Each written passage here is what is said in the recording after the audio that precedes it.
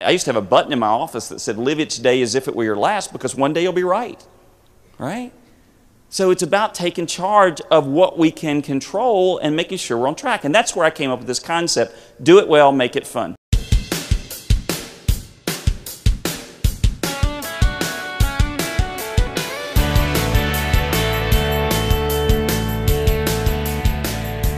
Very simply, do it well, make it fun means seek excellence first in everything you do, whether it's in your personal life or your work life. Seek excellence first, but then make the experience of your work and personal life more fun.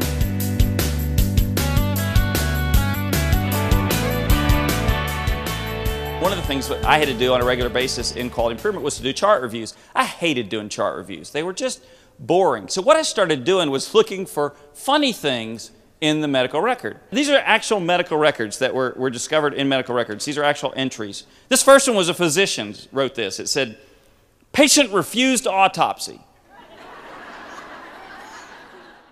This one, it said, patient was referred to a hospital by a private physician with green stools.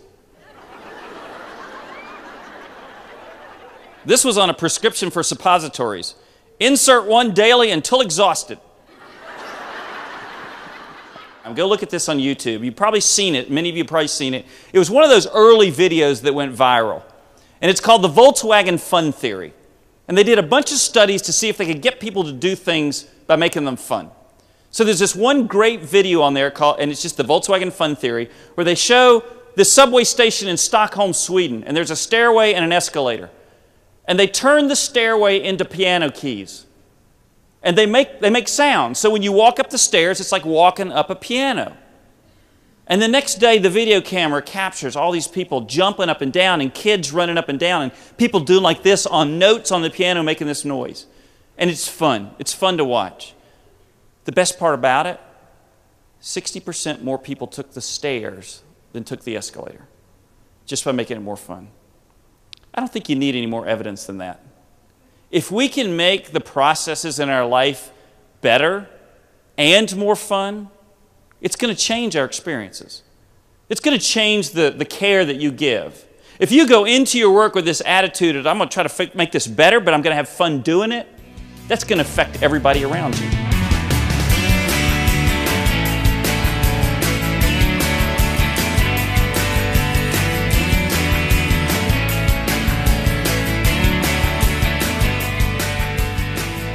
So changing your perspective is the do it well part. The fun part is seeing the humor. Do you realize that humor does two things for us when we encounter stress? Freud felt that humor was the highest level coping mechanism that we have psychologically. And here's what it does for us. First of all, it balances out stress. If you can laugh in the midst of stress, the stress can't overwhelm you. Because you've created a buffer. You've created a distance between you and the stress by laughing in the midst of it. Not necessarily laughing at the stress, but laughing in the midst of it. Something funny happens in the midst of being stressful. Allow yourself to laugh. It'll buffer the stress.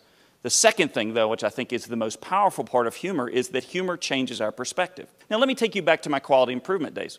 In my quality improvement days, one of the things that's very important in quality or process improvement is brainstorming other perspectives of the problem. So if humor naturally takes your brain to that point, research has shown that if you put people in a brainstorming session but show them something funny before they start brainstorming, they will come up with more options. I was in Oklahoma City one time waiting for my luggage, and that can be stressful, right? Is it actually going to come out?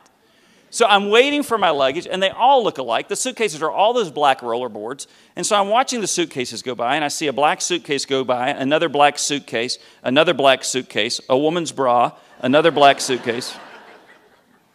And right there on the conveyor belt, all by itself, no busted up luggage, no indication that it should be there, is a woman's bra. Now, I don't know what your reaction would be, but my first thought was, how does that happen? I mean, I'm not an engineer, but can it just pop off? I don't know how that works. And my next thought was, and who's going to pick it up?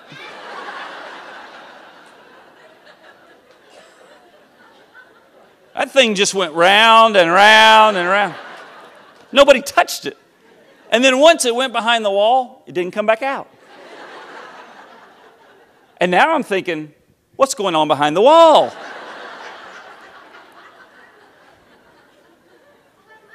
So that made my day. Nothing's going to ruin my day at that point.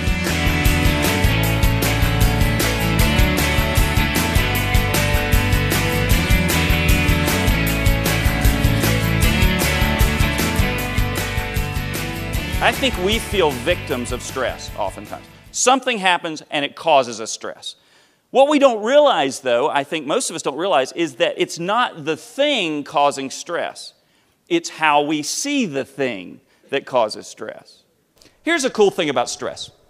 Do you realize that stress is not inherently stressful? We think of stress as something that happens to us. The problem is, it's not. If stress was something that happens to us, then everybody would be stressed by the same things. The do-it-well part of stress management or attitude adjustment is you've got to work on your perspective. And so what I do is when I feel myself getting tense or I get that knot in my stomach or I start to feel sweaty or I feel hot, those symptoms that are telling me something's going on, I pay attention to what am I thinking that's leading to this and how can I change that? I was with a group the other day and I said, what's that one thing that really causes you stress? And one woman goes, you know the thing that just gets under my skin, it just causes me no end of stress. I'm thinking, oh, this is going to be good. She said, when people park and they're not lined up with the lines in the parking lot. Something in here is telling her that that's meaningful. So here's the formula that you need to keep in your mind. Something happens, we give it some perspective or meaning the way we see it, and that results in how it affects us.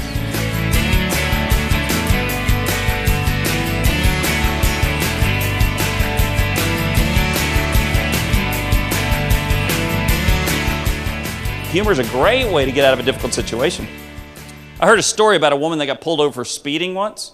When the cop came up to give her a ticket, she reached out and gave him a get-out-of-jail-free card from Monopoly. And I'm thinking, that's brilliant right there. I read that story that very day. I went to my Monopoly game.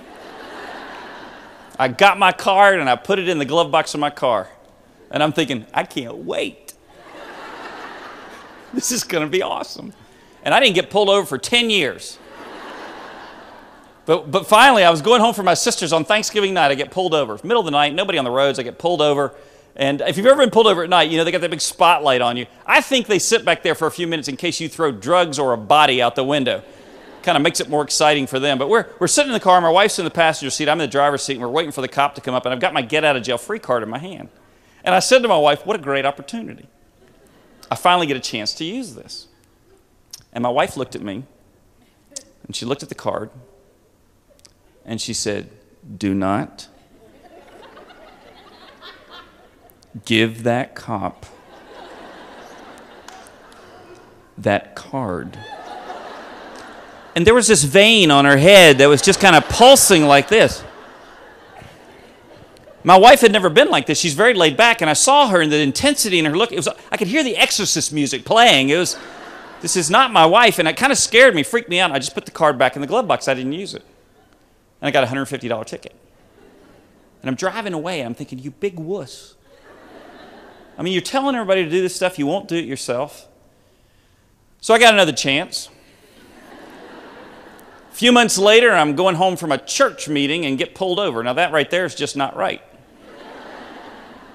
So I get pulled over. I'm waiting for the cop to come up. I have this folder in my lap from the meeting. I have this folder sitting in my lap, and it's got my license and my registration and my get-out-of-jail-free card, just all sitting there waiting for the cop to come so I can hand him whatever he needs. So the cop comes up. You know, he doesn't stand right next to you. He kind of stands behind you, and he's looking over my shoulder, and he looks down and he goes, get-out-of-jail-free card. That's hilarious.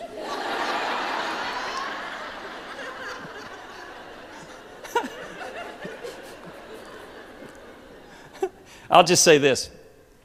I got a warning.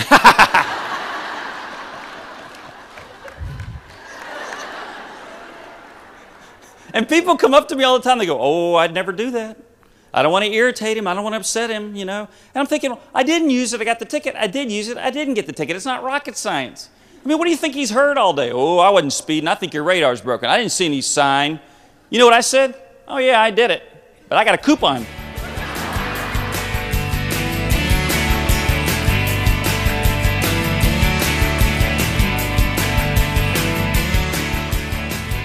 Let's talk about the workplace. Let's talk about the work process. Here's my belief. I may be wrong here, but here's my belief. I think about half of what we do, we love. And the other half, we do to get to do what we love. And every job I was in until this one, I love most of this job. Every time I was in a job, it was about like that. Yeah, I had to put up with this stuff to get to do what I really like to do.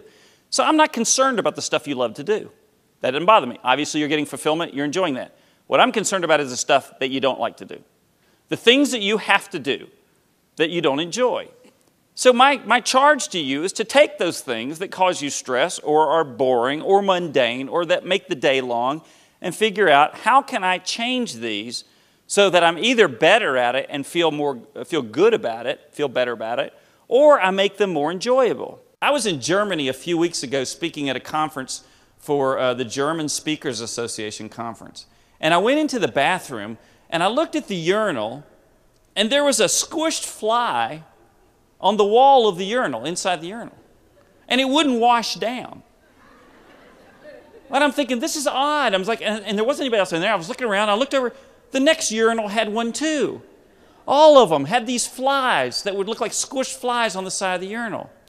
So, turns out, as many of you who are parents of little boys know, little boys like targets, right? When you teach little boys to be potty trained, we throw Cheerios in the toilet. And we do things to get them to aim, right? Well, apparently, that desire never goes away. And the Netherlands did this big research study and found that if they put these little decals of flies in the urinals, the bathrooms are 60 to 80% cleaner. That's do it well, make it fun. Thank you so much for what you do. Have a great conference.